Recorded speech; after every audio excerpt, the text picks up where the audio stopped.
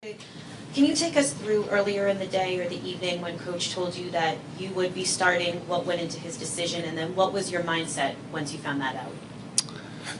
Yeah, we were going into walkthrough at the arena. It was around 2 o'clock, and I walk out onto the floor, and our assistant coach, Lloyd Pierce, actually notified me first. And, so I just switched my mindset around to knowing I'll probably be playing a little bit more minutes and just have to be ready. TJ, debut Ram WIP, considering everything you've accomplished in your career and how you've established yourself in this league, most notably tonight, what do you have to say to those, for whatever reason, have said in the past, TJ McConnell's not an NBA player? That's their opinion. People are going to say that throughout my entire career. I just have to go out there and play my game and help our team win, and I can't be worried about what other people are saying. Kai Garland, 1400 WOND. TJ, when the fans were chanting your name, what did it feel like considering everything you've gone through? It was a pretty special moment, but I was just trying to do anything I can to get us a win. I think we have the best fans in the NBA, and they've been here through the dark times, and they're certainly have been here on our rise. So I just appreciate them, and I know we all do. TJ, Marshall Harris, WIP, when you look at what you guys were able to accomplish tonight with your backs against the wall, elimination game for the first time, what is it that you can take away from this performance to give you the hope that you can continue this thing in Boston? Just one game at a time. We can't look ahead and try to do too much. And even one possession at a time. We got to take it one possession at a time each game and fight like it's our last, because it quite possibly could be our last game. So we really have nothing to lose. We just have to go out there and fight and execute. TJ, Paul Jolowitz, WIP. When Brett announced or told the assistant tell you were starting, what do you see as your mandate? What do you see as you bringing a difference to this team than they had the first 3 games? Like I said, just trying to do everything I can to help this team win, get the crowd into it, bring us energy on the defensive end, and get us in our sets. And, Coach told me to do those things. And, one of our assistants always says, just hit singles. And that's what I tried to do. TJ, Zach Gill, CBS Sports Radio, to your right. Is there anything you could take away from the first 2 games in Boston now when you go there for another time in Game 5? Yes, certainly. They punched us in the mouth the first game, and we really never responded. I never really thought we were in that game. And the second game, I thought they punched us. We punched back in a big way. We're up 20, and then they punched us again, and kind of just made a few more plays than us down the stretch, and that was the difference. We just got to play a full game in Boston, and like I said, take it one possession at a time. TJ, to your left. Mike Sealski from the Inquirer. How much of your role, whatever Brett and the staff want you to do on the floor, comes down to dealing with Rozier and staying in front of him and kind of neutralizing what he was able to do in the first couple games of the series? Yeah, I'm just trying to make him as uncomfortable as possible, picking him up full court and making him work for everything. And he's their engine.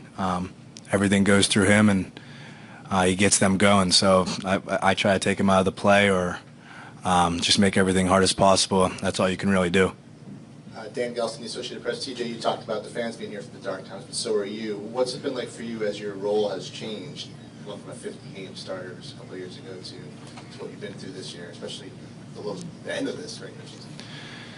Yeah, I think our league is all about adapting to change.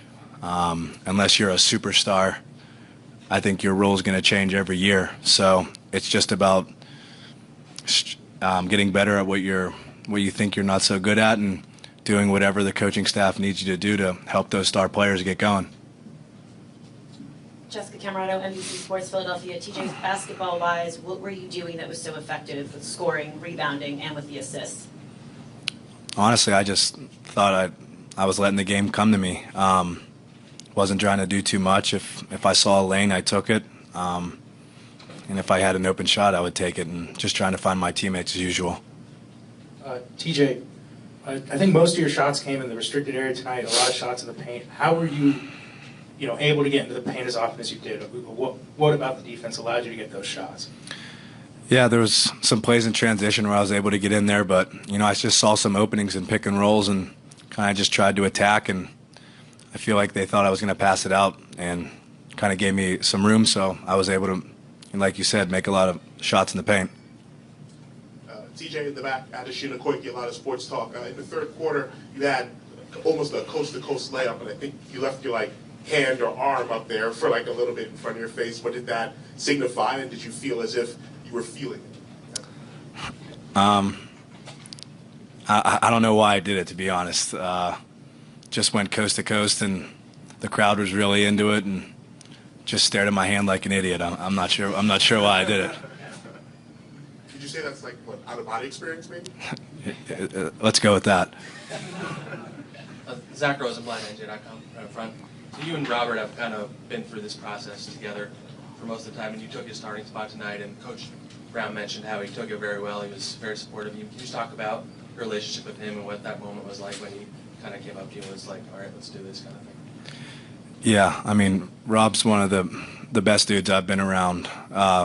Very selfless, and he went out of his way to come up to me today and said, you're starting, go out there and make a difference, and that means a lot coming from a guy that you took his starting spot. We don't really look at it like that, but he didn't have to do something like that, and it just kind of speaks volumes to what kind of guy he is, and can't leave out Rashawn either. He's been there through the dark times as well.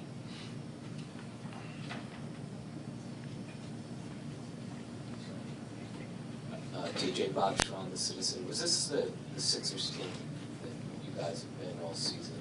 Did you really think that you guys really showed who you are tonight? Besides the first game, I thought we played very well against Boston. It just kind of came down to one or two possessions, but I think we turned it up a little bit tonight and didn't let our foot off the gas, and that's big, and we got to keep doing that one game at a time. Each debut ram WIP. So what do you think you guys need to do in Game 5 to bring it back here to Philadelphia for Game 6? I sound like a broken record, but we just got to take it one possession at a time on offense and defense. Brad Stevens runs some great stuff for them, and we can't stop everything, but we have to be 100% locked in on every play and try to take as much away as we can. And when we get in transition, not slow it down. We got to get the ball out, and when we're running, we're at our best. And Boston's the #1 defense in the NBA, so we got to execute when they stop us in transition.